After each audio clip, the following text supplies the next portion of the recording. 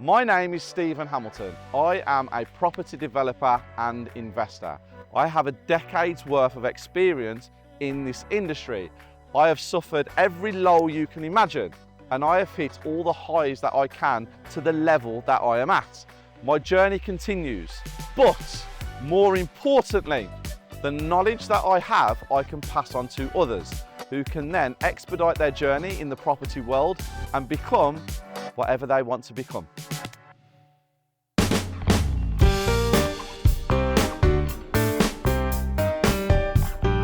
We have the worst house on the entire street. This has been bought by one of my mentor students. He is one of the hardest working people around me.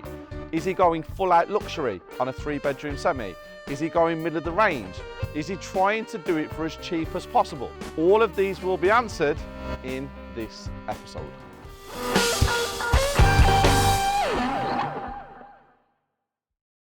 This is the worst house on the entire street.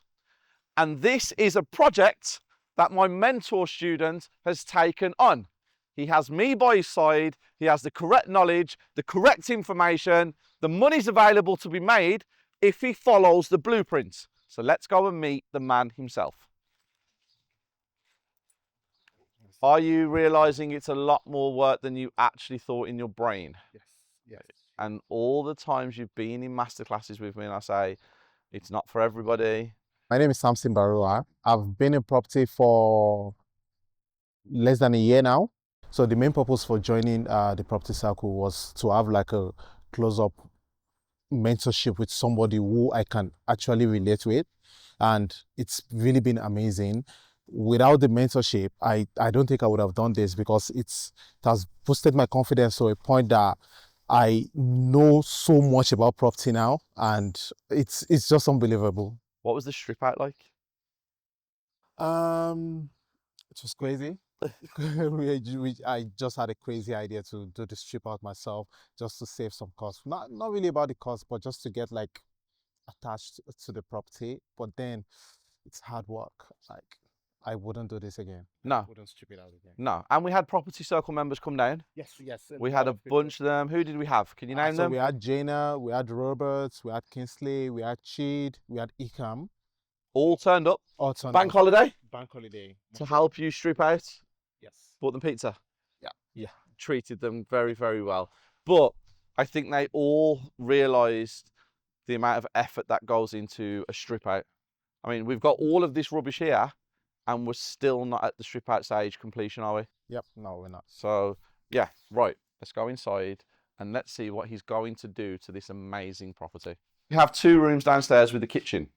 So I'm presuming that this room is going to be the living room. Yes. And then dining room, kitchen, which we'll Yes. go into in a minute.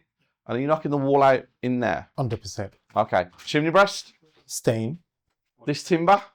We're probably replacing it with an RSJ, Okay. but we're still waiting on the structural engineer to tell us. Okay. Do you know about that with the timber?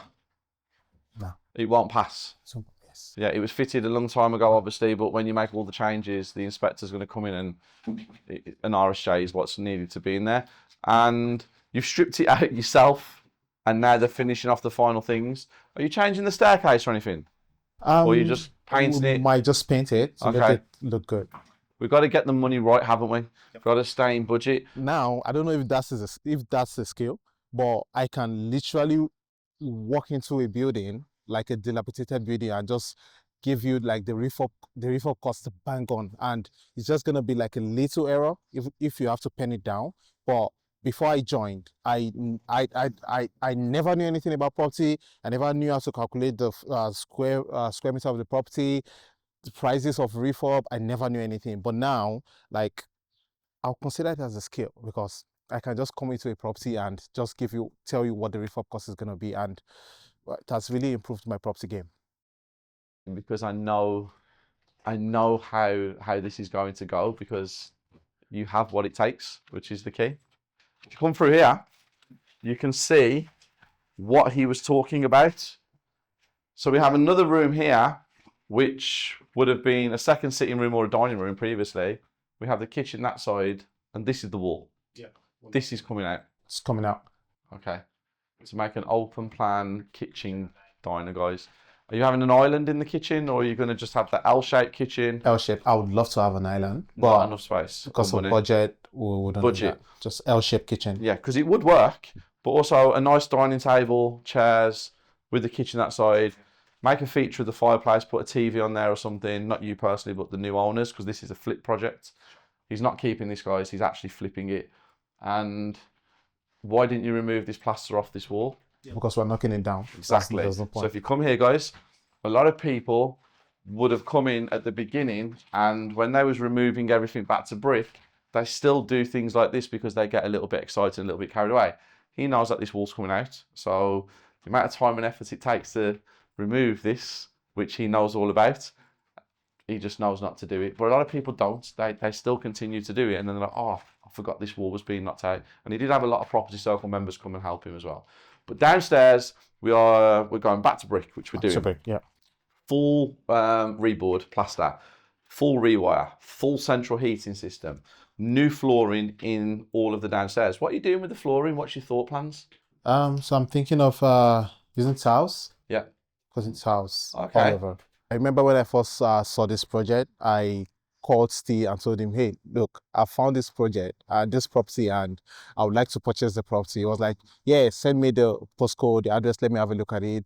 We went through it together, and it was like, okay, crunch the numbers, let's see how it works. We did, and it's been a roller coaster because before we agreed on the purchase price on this property, we were back and forth with the seller because we wanted to buy the property at the right price, but the seller didn't want to reduce the price. He listed the property for 160 and we got it for 120. By all thanks to Steve, because he taught me how to like negotiate, talk to sellers on and how to get it at the right price. So it's really been amazing, to be honest. It's really been amazing. I'm loving the process. I'm enjoying it, and I hope to do more of it in coming months. It's not a terrible sized kitchen. Nah. It's just not a great sized kitchen. I mean, people would love this kitchen, but he wants to remove this and have it open plan, which completely makes sense. Are we moving the back door, or are we leaving the back door where it is? So we're closing this off. Okay. The back door and the window, will close it off as well. Okay, wow. Just to have more space for the kitchen cupboards and everything. So then, We'll be keeping this. yep, Then since there's gonna be like another door there, yep, so just to give it like more lights. okay, And the side alley as well, we're knocking it down, so there's gonna be like more lights coming into the property. okay. Very, very good idea. And we're using spotlights all around, Okay, having spotlights everywhere? everywhere. Okay. I think it adds a real nice touch. And if you're doing a rewire, the cost to have a rewire in this property is probably coming in at about £4,500–5,000. You'll get the spotlights thrown in for that price if you have a conversation with the electrician. A lot of people think it costs a lot more to have the spotlights thrown in. It doesn't. It's a few £100 here and there. But spotlights make all the difference in a house than having singular pendants drop down. But yeah, let's go upstairs. Wow. Okay, guys, upstairs. Can't really go around because we've got a lot going on in here. We've got 3 bedrooms, all back to brick. There's a lot of rubbish, as you can see. The bathroom's behind you. Bathroom's going to have a bath, a toilet, and a sink. Yep. We're not doing no configuration up here, I'm presuming. Nah, nothing. Just We're new doors, new windows, architrave, new skirting board, decorating, spotlights. Probably a new loft hatch as well. Throw that in with some Yes. some ladders. That'll be running. Yeah. Yep. But yeah, I'll be moving the boiler downstairs. boiler's going downstairs into the kitchen, having a boiler in the cupboard downstairs. Yeah, a lot of work, but if it was easy, then everybody would be doing it. But when you have someone like me around, it's easier. I'll say it's my baby. I don't know, because I'm kind of getting attached to it. I want to put in so many things in the property. So we'll be doing this project in 8 to 12 weeks, but we hope to complete it in 8 weeks. And it's really good and amazing. We've done the strip out. It's just the first fixes are going to start today.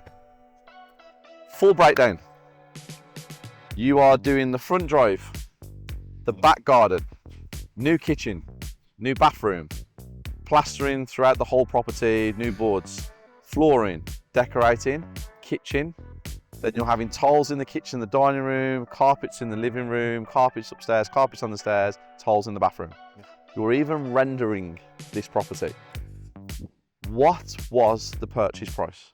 120,000. What was it up for? It was up for 160, Okay, and we purchased it at 120.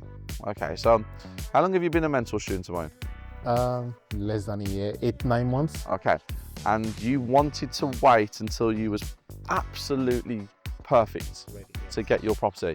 You negotiated it from 160 to 120, which is 40,000 reduction. incredible. But it's a lot of, you knew what to say, how to approach, how to speak from the teachings. Yep. Then you got a quote from one of my contractors. What's the quote coming at?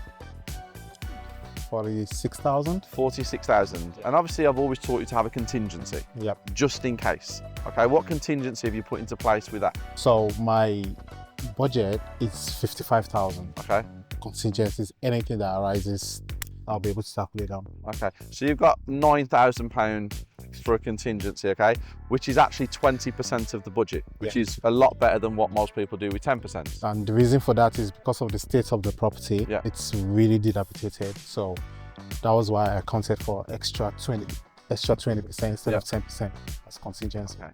So £120,000 purchase price, £50,000 renovation, stamp and legals. You're all in for about 185. Yeah, 190, just say. In for 190, 190,000 that is, guys. We've got a comparable directly 2 doors down. So that house right there with the silver car on the drive sold for 225,000 in 2023. And it's not anything like yours. Okay? If the neighbours are watching this, we're not saying it's a terrible property. What we're saying is it's not done up to a completely brand new modern standard that this is going to be. So we're hoping for an end value of, what do you think? 235, 240. Okay, maybe list it at 240. Very happy if we sell it at 235. Very happy if we sell it at 230. But I believe you're going to achieve more than that. And depending on where the market's at that exact time, this is how we will know what's going on. So yeah, I'm excited. The guy is doing amazing things. Absolutely amazing. Keep an eye out for him, because what he's going to achieve, well, success leaves clues. Next episode, all of this rubbish should be gone. All of the rubbish in this property should also be gone. Let's see if this wall has been removed. And will this garage still be standing? All will be revealed in episode 2.